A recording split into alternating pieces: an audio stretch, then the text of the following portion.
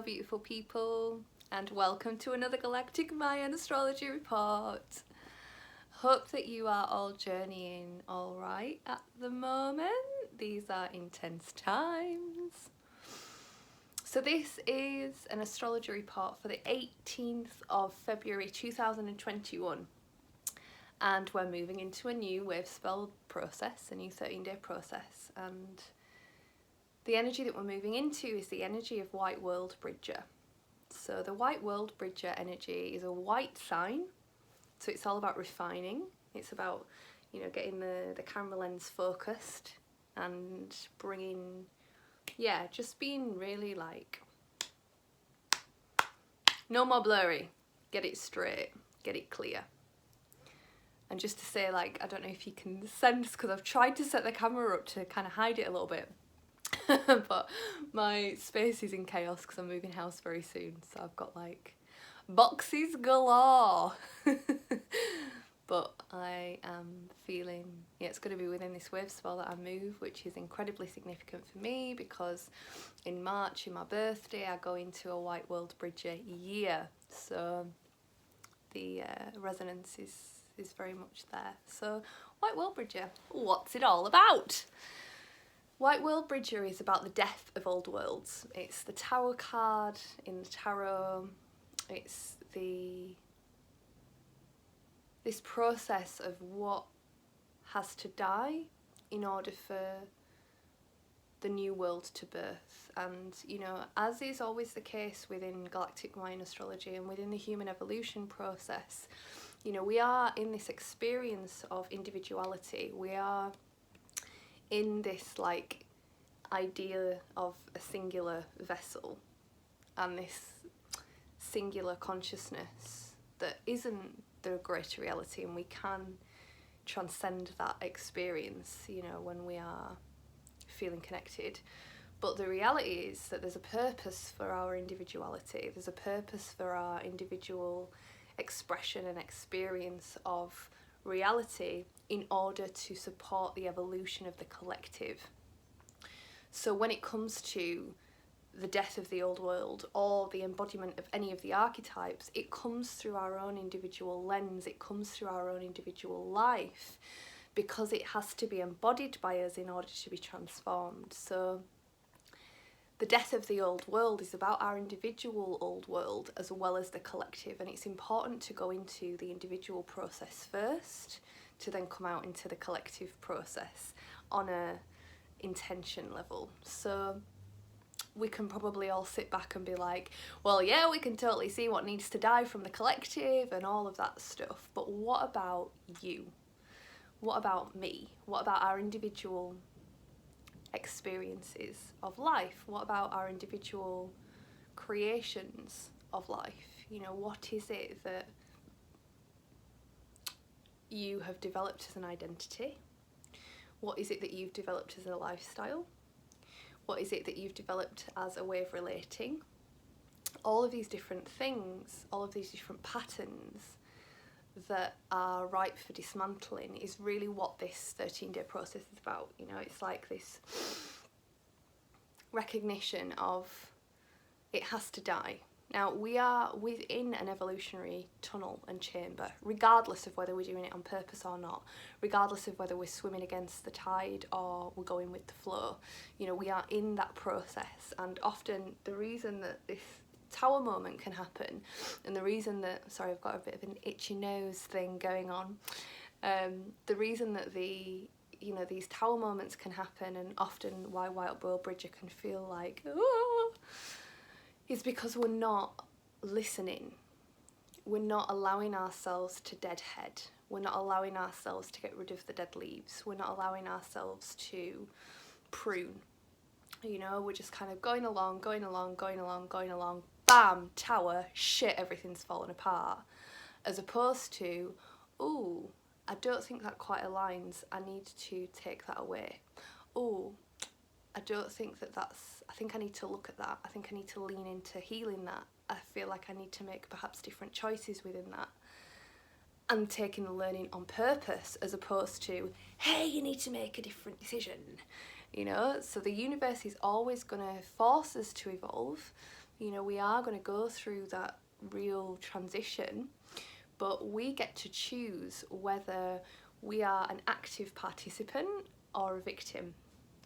And even, you know, even if we're not seeing ourselves as a victim, you know, even if we're holding that thing of like, well, I know that it happened for the greatest good and it's all okay, if it's happened to us in a very harsh and unexpected way, on some level there must be some kind of victim perspective and mentality in operation, because we're not on par with the divine, we're not embodying our divine aspect to be able to be the, oh, that needs to evolve. I need to evolve that part of me, I need to evolve that part of my life, so I'm going to lean into it.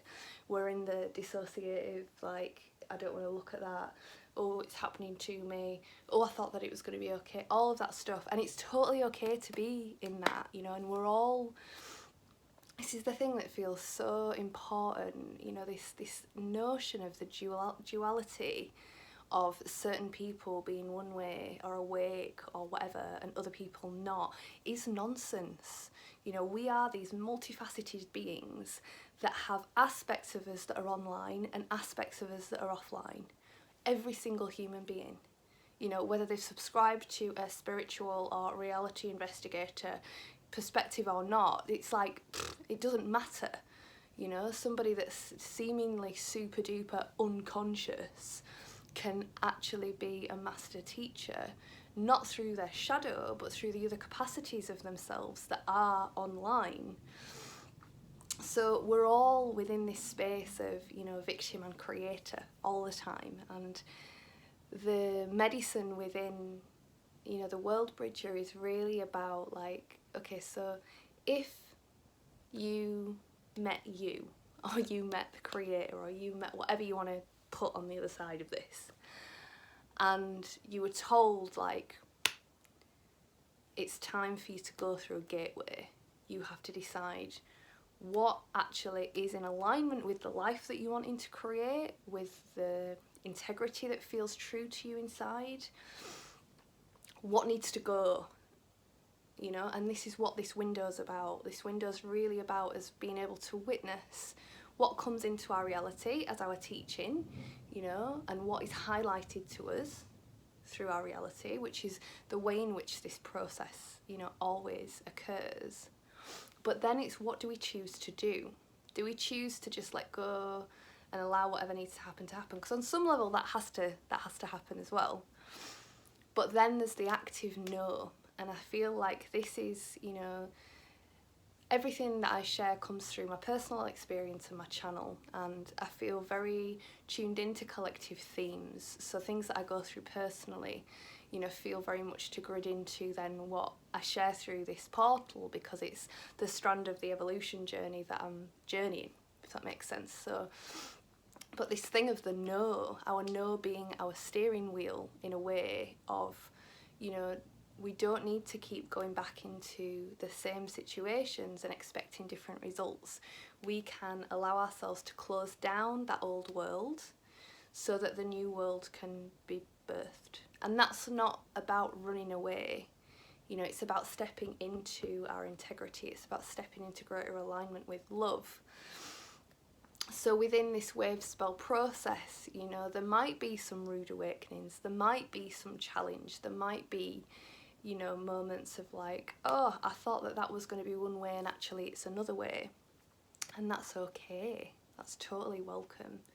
But the medicine that we can kind of lean into throughout this process is to be discerning and to be feeling into our shadow self and the manifestations of that within our reality. And, you know, what do we need to do to develop the ability to choose? What do we need to do to develop the ability to be able to say no? What do we need to do in order to develop the ability to say yes? You know, what is it that needs to happen from within us to create the change that we want into create on the outside of us. And, you know, we can go into the super metaphysical perspective with that, and, you know, do all of the, you know, the internal transformations and the visioning and the sigil magic and all of these different, you know, magical aspects of what we can, you know, how we can align and create within reality. But also, like, on a really sort of practical level, it's simply, and it's not simple, but this thing of like, okay, so what do I need to do more of? What do I need to do less of? And why am I not able to do that? What's in the way? And how do I develop the capacities within myself to be able to do more of that? And so, like, for instance, if you're wanting to lose weight, you know, it's very clear on a practical level what needs to happen. There might be an underworld journey emotionally that needs to take place in order for those practical steps to happen. And then it might also be that the part of that is about visioning, you know, the ideal body that you want, and all that. You know, I'm using a very trivial example here, but there's lots of different aspects, you know, to our experience. And something that really landed for me within a journey that I did recently was this thing of, you know, we also need to learn how to be human. We also need to learn how to do the empowered human game, as well as the development of the soul capacities and all of that different stuff, you know, and the energetics and all of that, you know. And as somebody that feels, you know, very connected to my galactic aspect, it's very easy for me to be wanting to be in the mystery school aspect of all of that. But actually, there's also a very human mystery school here. You know, there's also a human development journey that we are on, that, you know, could be seen as a 3D experience. But that is, you know, this idea of like the different dimensional realities. We're beamed into it all because we're here to develop our capacities through it all, because we are 3D. We're 3D beings as well as higher dimensional beings, but we beamed into this existence, you know, to learn as well as to save, you know, to transform ourselves. So to really understand this, like, you know, what is love in a very human being way, you know, and what does the new earth look like in a very practical human way, as well as, you know, the far out magical mystical aspects.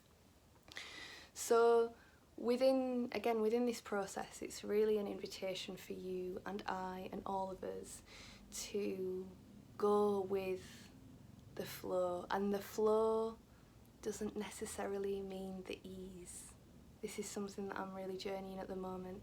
It's very easy for me to go into toxicity, you know, and sometimes I could put that into a perspective of, well, I'm going with the flow, but actually sometimes for me to get onto the course that I need to be on, I have to be in discomfort first, because I have to release it, you know. And there's this thing of attachment, you know, and this death of the old world, codependency, attachment, like, we're so clingy and we'll tell ourselves so many different stories as to why we need to do the out of balance toxic thing. But actually this masculine rising, this divine masculine that is becoming embodied within us all, is about being able to go, no. And the feminine can really struggle and need to feel all of that and roll around on the floor and all of that. But that no, that door closure, that masculine, nah mate, to the old world that we have been creating for ourselves, to the old dramas, the old stories, we have to be the one that goes, no, boof. Oh, there's a lot of discomfort within that. Ooh, and then, new door. If we keep that door open, oh, it's easy, it's with the flow, it's all good, this is just where I need to be, stuck in a roundabout, oh, it's getting a bit more toxic, oh, it's getting even more toxic, oh, I've been doing this for a really long time, oh, I don't know what to do, I don't know how to get out of this, or maybe I just need to shut the bloody door. Yeah? So the other thing that I feel is very much coming in right now is this masculine rising. You know, there's all this talk of the feminine rising and all this da-la-la, but actually we need our punch back. We need our punch back, not to punch another person, I'm not saying. The guidance for this Wavespell is to go and punch people. No, that's totally not what I'm saying. I mean, like, that oomph of no and yes. And I'm going to close that door. I'm going to end that pattern. I'm going to change the world through changing my own world. And sometimes I feel shaky about it, so let's lean into each other, let's support each other with that process, let's be there for one another within it. We're still distancing. We're going to be dropping down some of the days soon as things shift and change, but definitely Wednesday nights and Friday nights being women only. For the moment we've got Monday, Tuesday, Wednesday, but just watch this space with that. You're so welcome to come and dance. Like, it's epic. Sometimes it's like super euphoric, clubbing and having a really massive party time. Other times it's a huge shamanic activation. Other times, you know, and it's at the same time people are having these different experiences. You know, it's not like, oh, the theme of tonight is shamanic activation. You know, it's just that individual journey thing. But it's beautiful and beautiful people, and you're so welcome. So have a gorgeous Wavespell and see you on the other side.